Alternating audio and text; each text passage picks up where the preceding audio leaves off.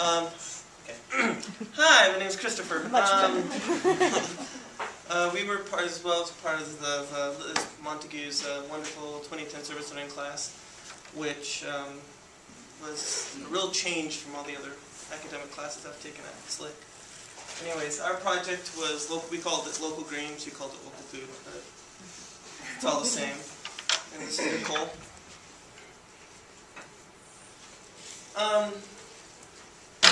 We got in touch, just real quickly before we get into the problems and everything, with Julie Peck, who's at the Salt Lake Mayor's office, and she's in charge of the urban farming and open spaces.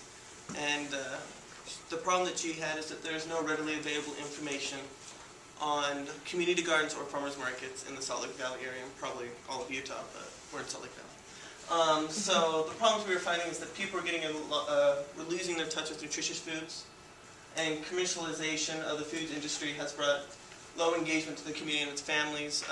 Many community gardens, especially in Salt Lake Valley, do not have very many people that are part of them because they don't have the time, or they're just not made aware of them, and that's usually the latter is the big part of it.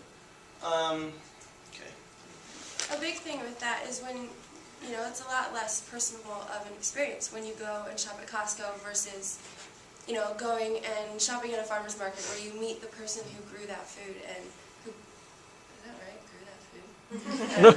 Anyway, you meet the farmer and you know where it came from, and you know the process that it's been through, and it's just, I think it builds much more of it builds stronger threads in the community because you're not just, checking out at the grocery store. It's more of a personal experience.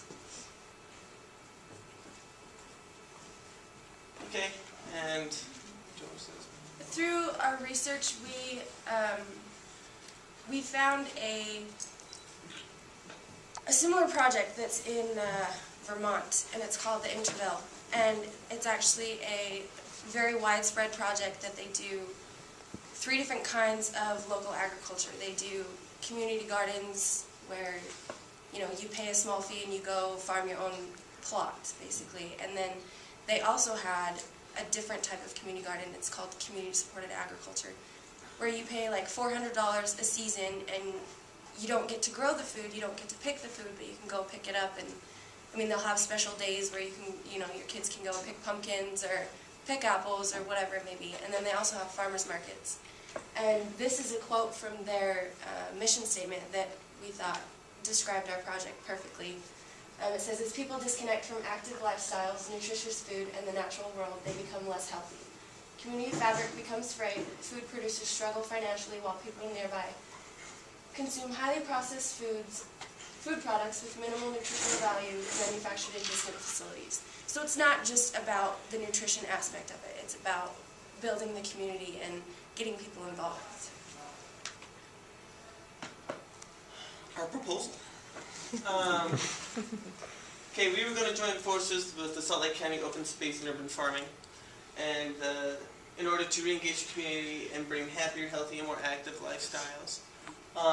Educating the public on these programs and offer easy access media that can help get them engaged. What we plan to do was, what we did actually, we didn't plan to do, what we did. Still in the process. Yes, it's a very long process, is we're getting in contact with mayors of cities and other community partners in the area and finding out what community farms there are, community gardens, and farmers markets there are. And many cities, we found out, do not know that they have farmers market or community gardens, and some of them don't even know what that stuff is. So we have collected quite a bit, and we're going to make it into one easy-to-access place, which will be updated by the Open Space and Urban Farming. So.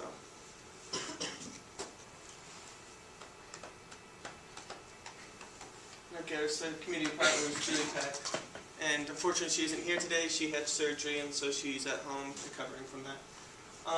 Another thing that they're focusing on is through educating the public and the community about these gardens, they are trying to acquire land unused land in parks and various different places throughout the valley to create new community gardens. And there's no way they can do that if the public isn't educated or if they don't know how to get involved or what the process is.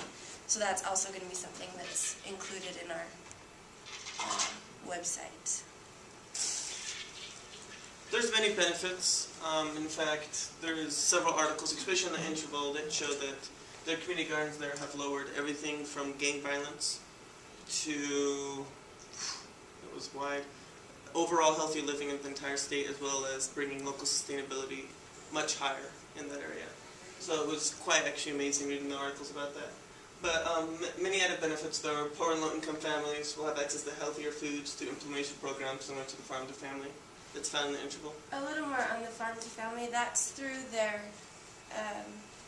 the farmers market at the interval. It's really similar to the state-run food stamps. The farmer himself creates these coupons and issues them to low-income families, and instead of coming to a farmer's market and paying more for, good quality organic produce, which it usually is more expensive because of the process that it has to go through to be certified organic, these families can't afford it, so they're living off of, top ramen that has your week's worth of sodium in it. And so through this Farm to Family, they issue these coupons, and it allows these low-income families to have access to that, which they normally would not have. And it also keeps money in local communities with local sustainability.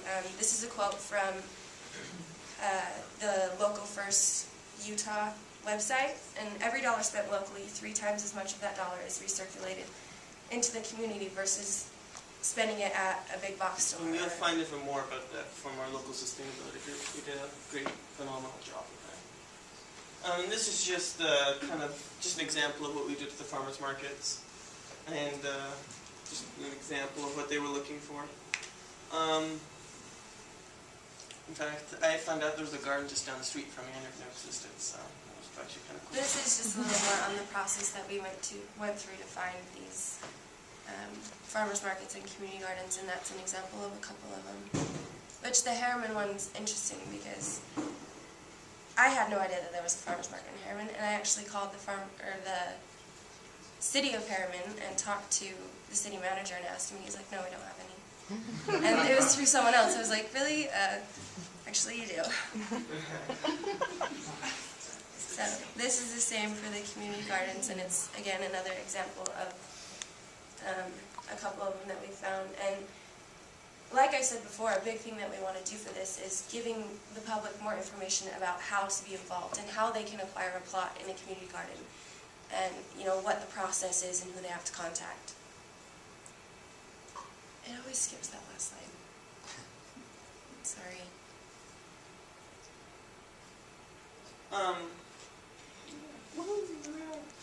Okay. Leave it there just in case. And when I first took this class, and Liz Montague was like, "This is service learning," and I'm part of AmeriCorps, which they talked about, and I was just like, "Oh, goody, more service. I can't wait to do this." But she went a totally separate route, and I was first of all thinking, like, what does English have to do with going out and doing service projects? But she taught us everything we had to know to do proposals and everything.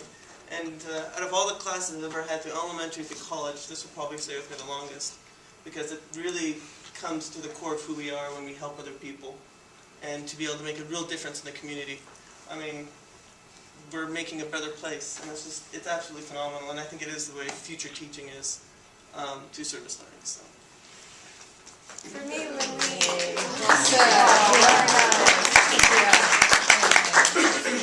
when I first started this class as well, I kind of thought service learning or civic engagement, I kind of had a shallow idea of what it was, I was thinking like food drives and go volunteer somewhere. But through this class, I've learned that it's a lot more than that. It's, you have to connect to your community, and it's about building human capital and, building stronger threads within your community, and that was a big thing for me. So I think it was a great class, and like he said, this one will probably stick with me more than any of my other classes have. So I've actually even asked all my friends to take the class too. So.